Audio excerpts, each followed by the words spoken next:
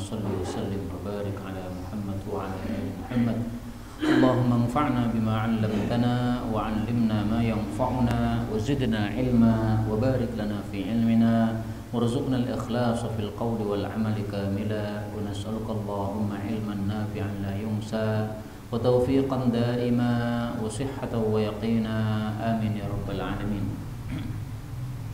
Alhamdulillah kaum muslimin rahimakumullah. Hari ini 27 Rabiul Akhir 1443 kita lanjutkan pengajian matan Abi Syuja' atau matan Taqrib, dan kita sudah sampai pada pembahasan tentang sholatul jamaah, sholat berjamaah. Faqala al-muallif rahimahullahu ta'ala wa nafa'ana bihi wa bi'ulumihi fid dharain amin. Wa sholatul jamaati, dan sholat berjamaah itu sunnatun muakkadah, hukumnya adalah sunnah yang ditekankan. Wa 'alal ma'mumi, dan wajib bagi makmum ayyanwiya, untuk berniat, al-itimam, untuk mengikuti imamnya atau menjadi makmum, dunal imam, selain imam. Artinya imam tidak wajib untuk meniatkan menjadi imam. Kaum muslimin rahimani wa rahimakumullah, salat jamaah memang diperselisihkan oleh para ulama. Ada yang mengatakan hukumnya adalah sunnah sebagaimana mazhab Syafi'i. Ada juga yang mengatakan hukumnya adalah fardu kifayah sebagaimana pendapat Imam Syafi'i sendiri. Jadi Imam Syafi'i justru berpendapat fardu kifayah. Adapun mazhab Syafi'i, yaitu ulama-ulama yang bermazhab Syafi'i, mereka menyelisih Imam Syafi'i. Mereka malah mengatakan apa? Sunnah muakkadah. Kalau sunnah muakkadah berarti tidak berdosa kalau ditinggalkan. Tetapi kalau fardu kifayah, maka berdosa kalau semua orang meninggalkan. Misalnya masjid ini kosong momplong, tidak ada siapapun juga, nah, berdosa semuanya sekampung ini. Tapi kalau sudah ada yang sholat meskipun hanya 2 orang saja, nah ini dosa sudah gugur dari seluruh umat Islam yang ada di kampung ini.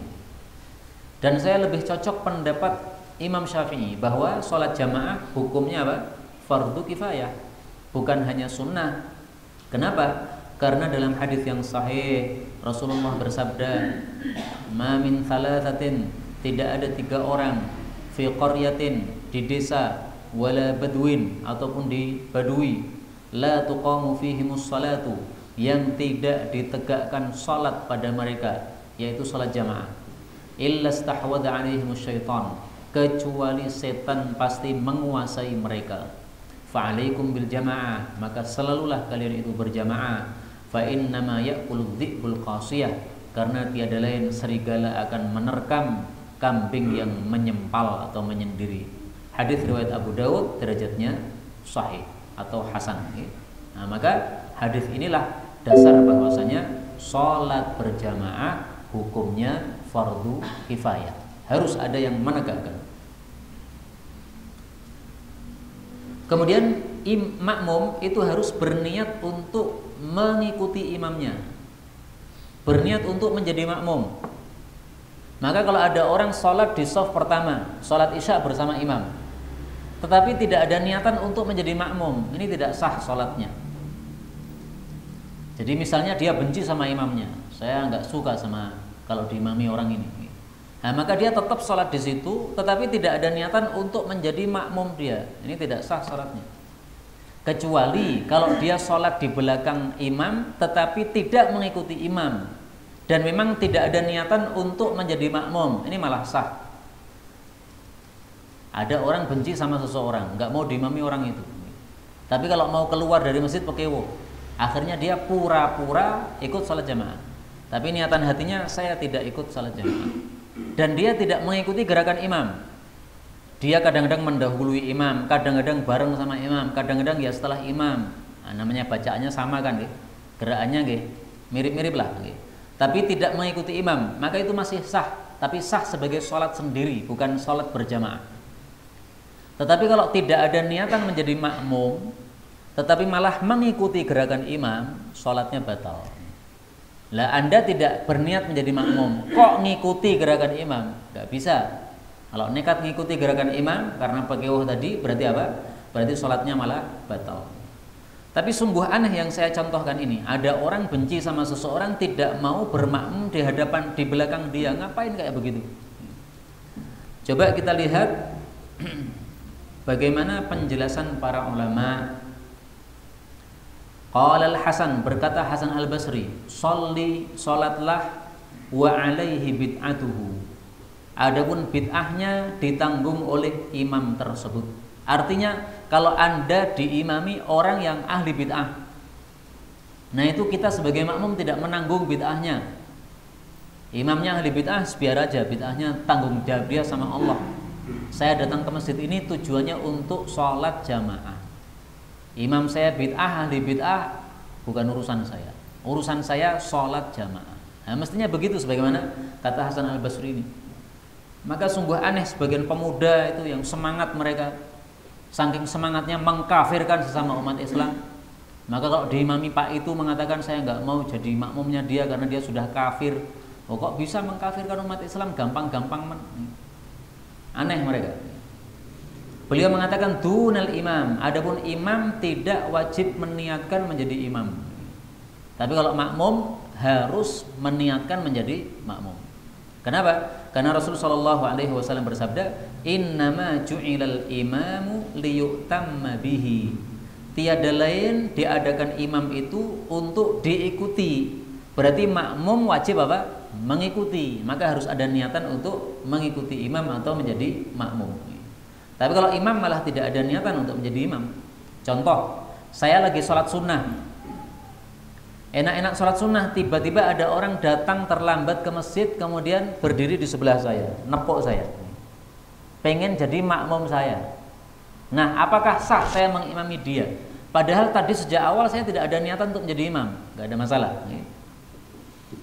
Wa yajuzu, dan boleh ayyatamma, bahwasanya bermakmum al-hurru, orang merdeka, bil abdi, kepada budak, wal balik, dan orang yang sudah balik, bil murahik, kepada orang yang belum balik tetapi sudah mumayyiz.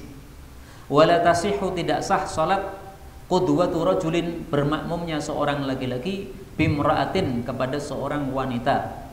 Wala qari'un, tidak sah pula orang yang qari', yang bisa membaca Al-Fatihah, bi ummiyin, bermakmum dengan orang yang ummi, yang tidak bisa membaca Al-Fatihah.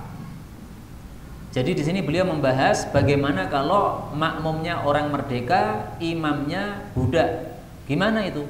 Sah atau tidak? Sah. Tapi di sini beliau mengatakan ya juz, itu hanya boleh saja. Alias lebih utama seandainya imamnya itu orang merdeka dan sudah balik. Tapi seandainya imamnya budak, sah, boleh, hanya kurang utama. Makmumnya balik, imamnya murahik, belum balik, sah tidak? Sah. Tapi lebih utama kalau imamnya itu sudah balik. Maka paling utama kalau imam itu sifat pertama, dia adalah seorang yang merdeka. Sifat yang kedua, dia sudah balik. Apa dalilnya bahwasanya belum balik boleh menjadi imam?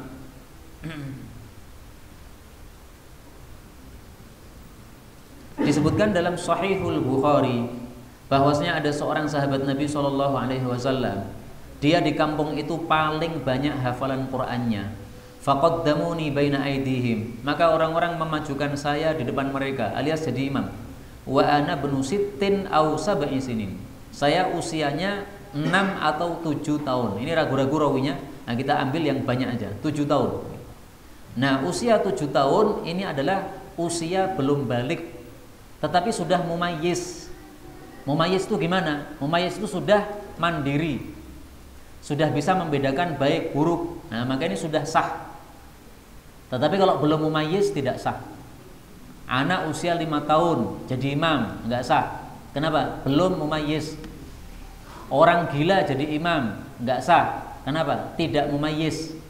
Karena orang yang tidak mumayyiz itu tidak ada niatan dalam hatinya sehingga sholatnya tidak sah. Nah, kalau karena sholatnya tidak sah maka tidak boleh untuk menjadi imam. Tapi di sini murahik, dia belum balik tapi sudah mumayyiz, nggak ada masalah, jadi imam sah. Kemudian tidak sah kalau seorang laki-laki diimami perempuan, meskipun perempuannya itu ilmunya banyak, dia ahli tafsir, dia ahli hadis, dia ahli fikih, dia ahli usul fikih, ahli segala macam ilmu. Makmumnya orang laki-laki, ilmunya sedikit, tidak sah. Karena apa? Sholat itu harus sesuai cara Nabi. Sementara Nabi tidak pernah mengajarkan imamnya perempuan, makmumnya laki-laki. Dalam hal ini sebenarnya ada hadis, tetapi hadisnya dhaif. Wala ta'ummanna imra'atun rajulan. Betul-betul janganlah seorang perempuan itu mengimami laki-laki. Ala, ketahuilah, la ta'ummanna imra'atun rajulan. Jangan sampai seorang wanita mengimami laki-laki. Wala ya'ummu a'rabiyyun muhajirun. Orang Arab Badui juga jangan mengimami orang muhajir, sahabat Nabi yang hijrah ke Madinah. Wala ya'ummu fajirun mu'minan. Ahli dosa, misalnya orang yang suka minum minuman keras, jangan mengimami orang beriman yang baik. Nah, ini hadisnya riwayat Ibnu Majah, derajatnya dhaif. Tapi meskipun derajatnya dhaif, isinya diterima oleh para ulama bahwasanya perempuan tidak boleh mengimami laki-laki. Kenapa? Tidak sesuai cara sholat Nabi.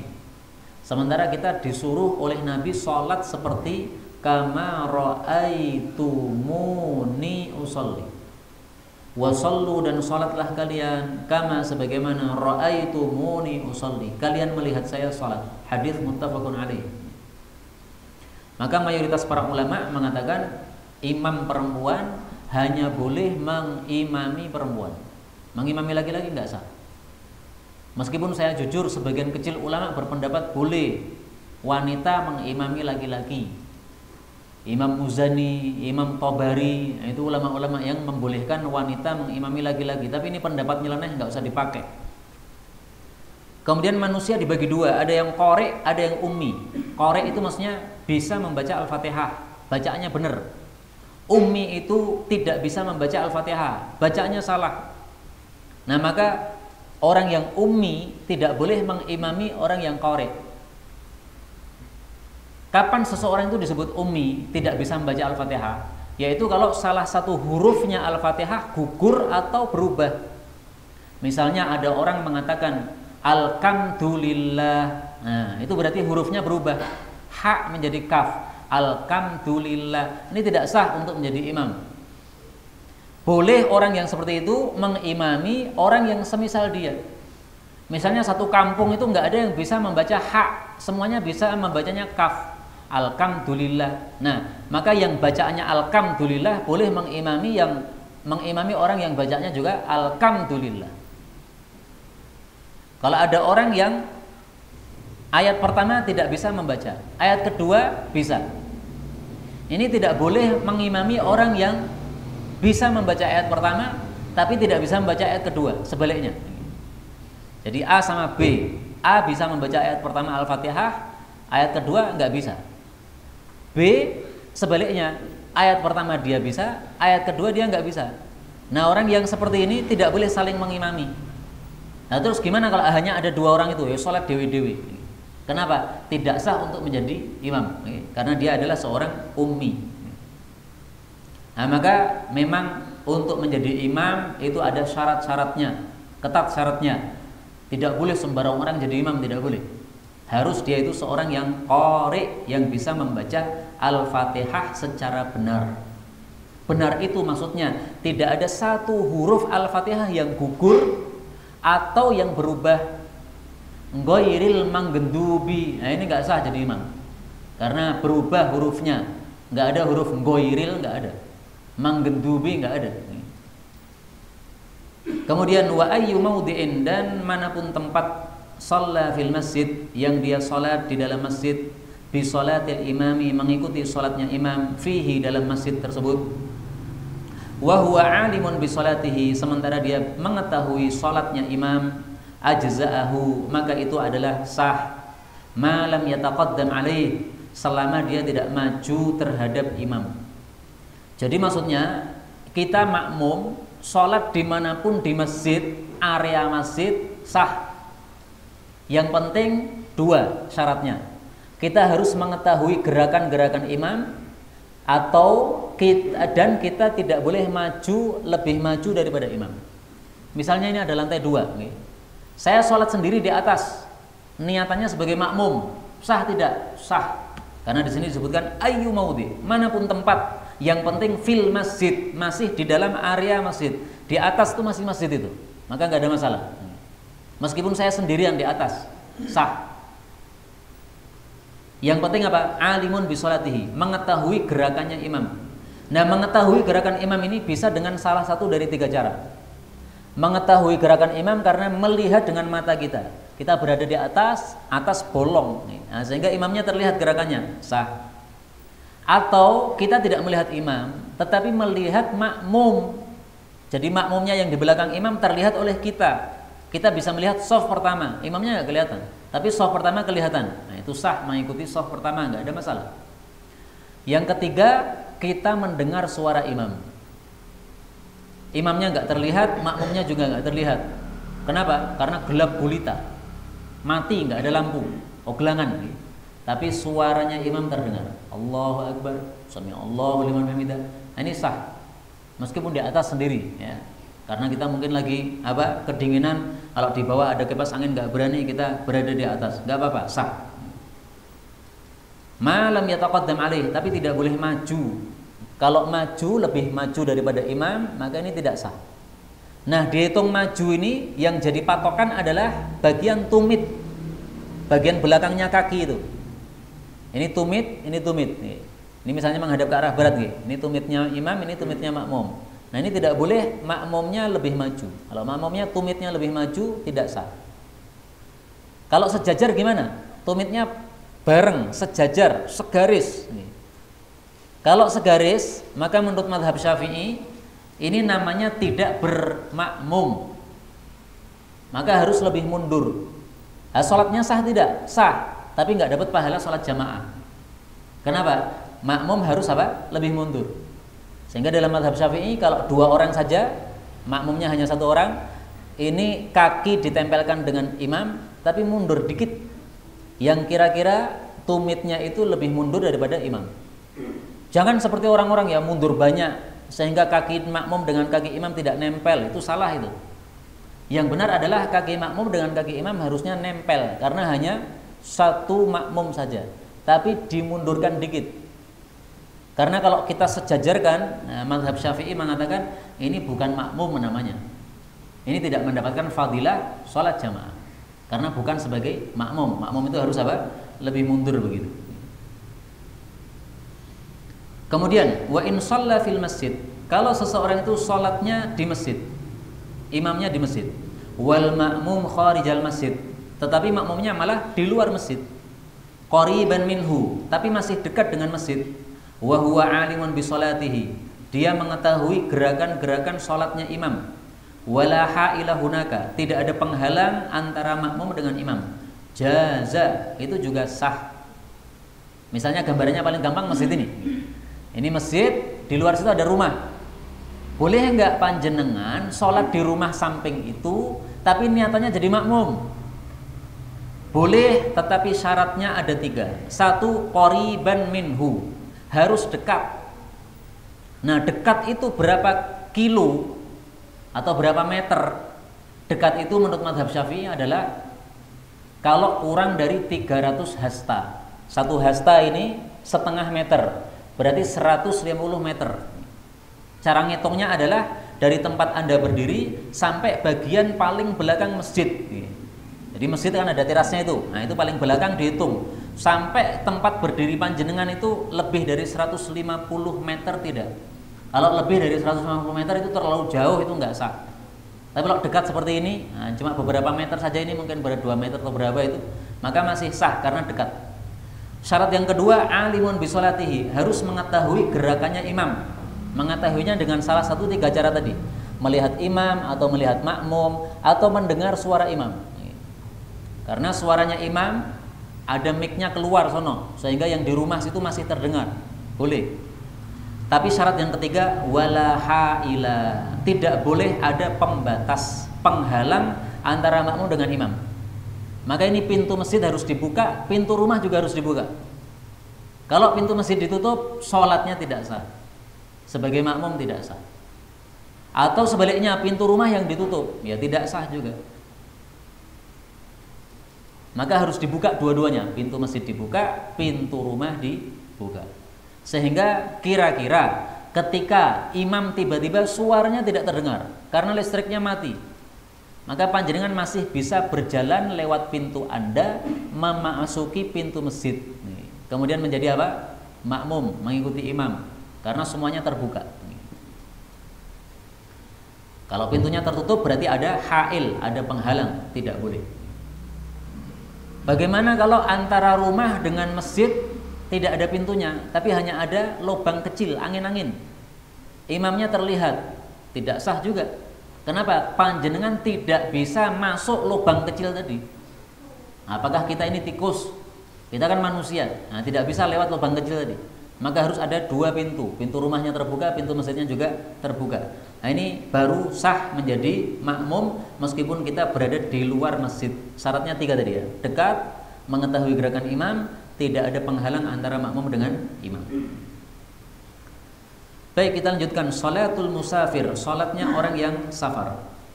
Wa yajuzu lil musafir, boleh bagi orang yang safar qasrus sholati, mengqasar sholat ar-rubaiyah yang terdiri 4 rakaat menjadi 2 rakaat. Bi khamsi syara'id, dengan 5 syarat. Pertama, ayyakuna safaruhu, bahwasanya adalah safarnya fi ghairi maksiyah, bukan safar maksiat. Yang kedua, wa antakuna, dan bahwasanya adalah masafatuhu, jaraknya sittata asyara farsakhon, 16 farsakh, dengan kata lain 80 kilo. Yang ketiga, wa ayyakuna muaddiyan lis salati rubaiyah, bahwa dia sedang melakukan salat yang jumlahnya 4 rakaat. Yang keempat, wa ayyan wal qasra, bahwa dia meniatkan untuk mengqasar salatnya ma'al ihram, bersama takbiratul ihram. Syarat yang kelima, wa alla ya'tamma, bahwa dia tidak bermakmum bimuqimin, dengan imam yang mukim. Ini bicara tentang hukum qasar salat bagi musafir. Qasar itu meringkas. Meringkas maksudnya salat yang 4 rakaat diubah jadi 2 rakaat saja. Maka ini bisa untuk zuhur, asar, dan isya. Subuh gak ada qasar, maghrib gak ada qasar. Sepakat para ulama, tidak ada perselisihan pendapat. Hukumnya qasar apa? Ya juzu, boleh. Jadi tidak wajib. Musafir pilih 4 rakaat, silahkan. Tetapi lebih utama berapa? 2 rakaat. Kenapa? Karena Nabi setiap kali safar selalu qasar, tidak pernah tidak qasar.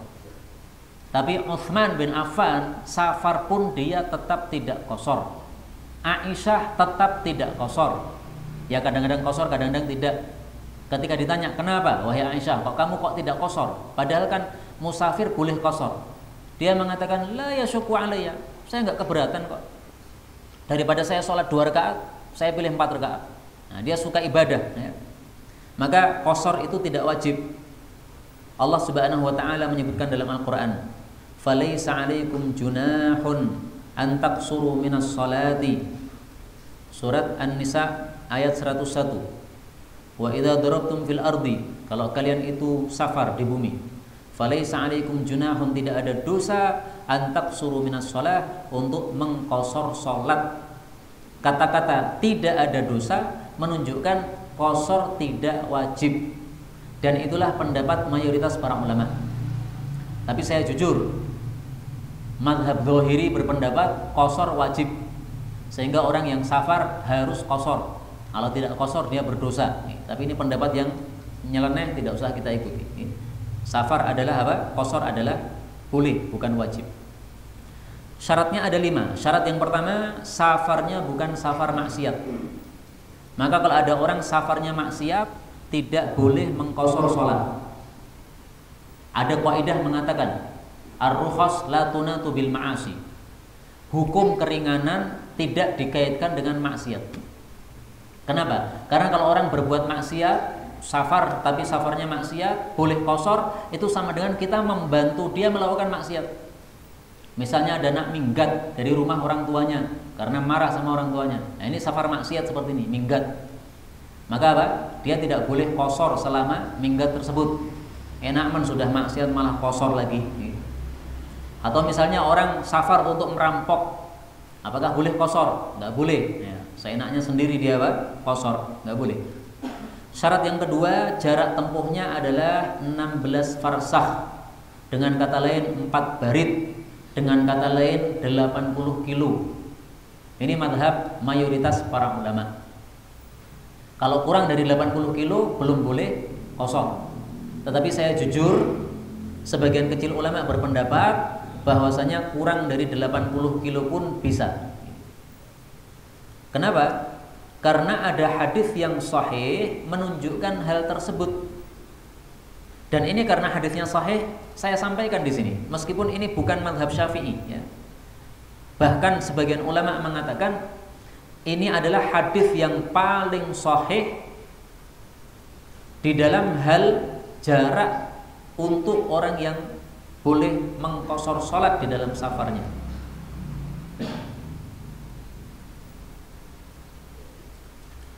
Hadisnya diriwayatkan oleh Imam Muslim dari pembantu Nabi Muhammad SAW yang bernama Anas bin Malik. Sa'altu Anas bin Malik, saya tanya kepada Anas an qasris salat, tentang mengqashar salat bagi musafir.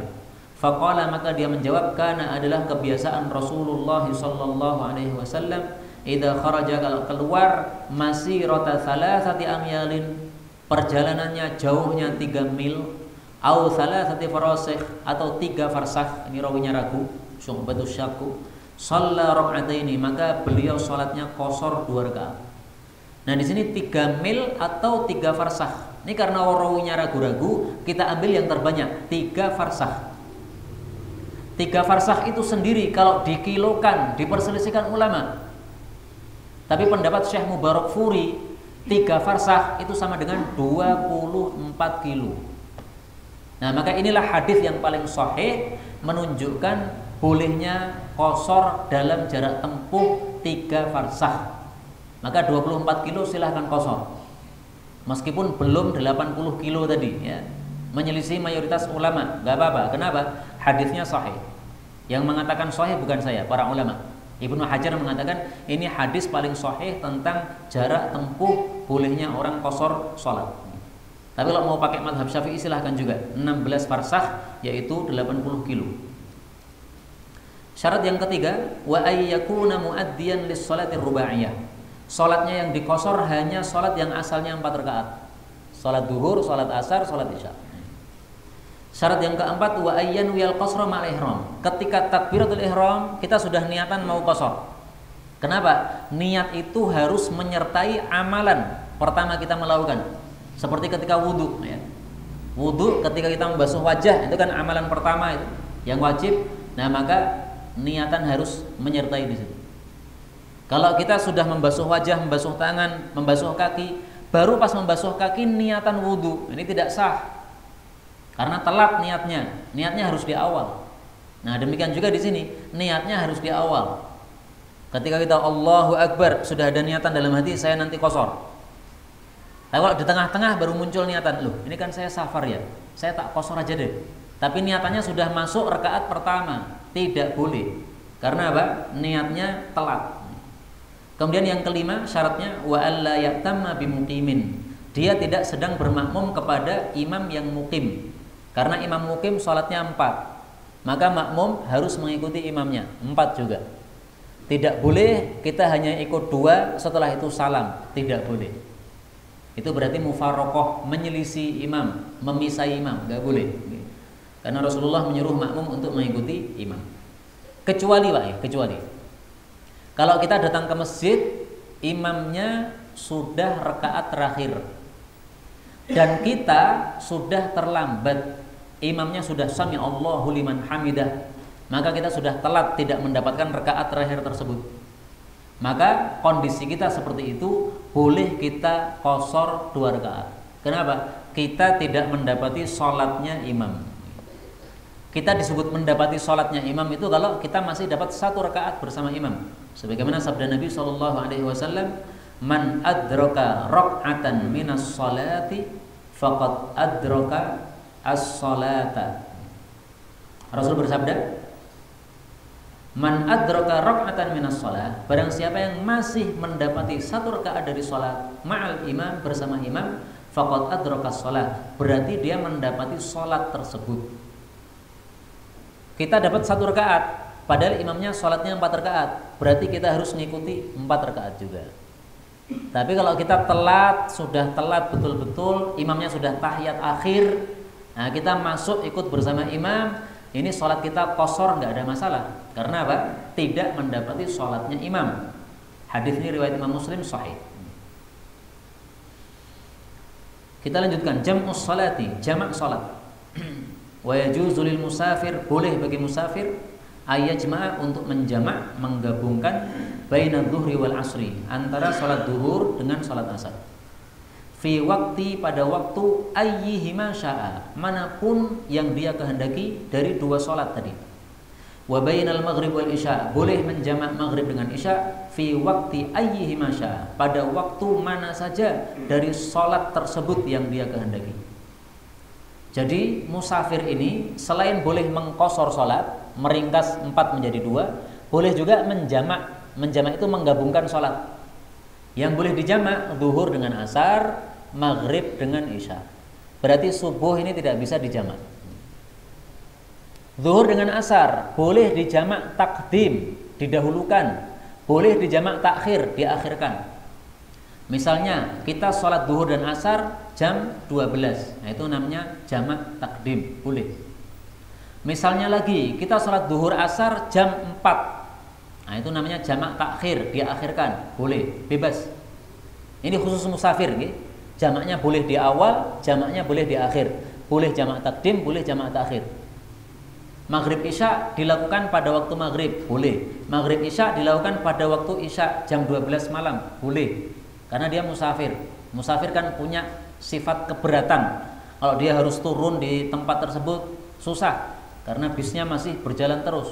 Nah, dia turunnya ya ketika bisnya berhenti. Kalau saya ke Jawa Barat biasanya dulu bis berhenti pada jam 12 malam. Ya, saya sholat maghrib isyanya jam 12 malam. Itu namanya jamak takhir, boleh, bebas. Kadang juga saya mengajar di suatu tempat yang jauh, karena berangkatnya dari Solo mepet, akhirnya sampai tempat kajian sholat maghrib sudah selesai. Nah biasanya karena sholat maghrib sudah selesai, para jamaah sudah siap, saya datang langsung ngajar. Saya belum sholat maghrib. Nanti sholat maghribnya saya takhir, saya akhirkan. Begitu adzan isya dikumandangkan, orang-orang selesai dari pengajian, saya baru sholat maghrib. Habis itu saya jamak dengan apa? Sholat isya. Boleh, ini khusus bagi musafir, yaitu orang yang perjalanan jauh tadi.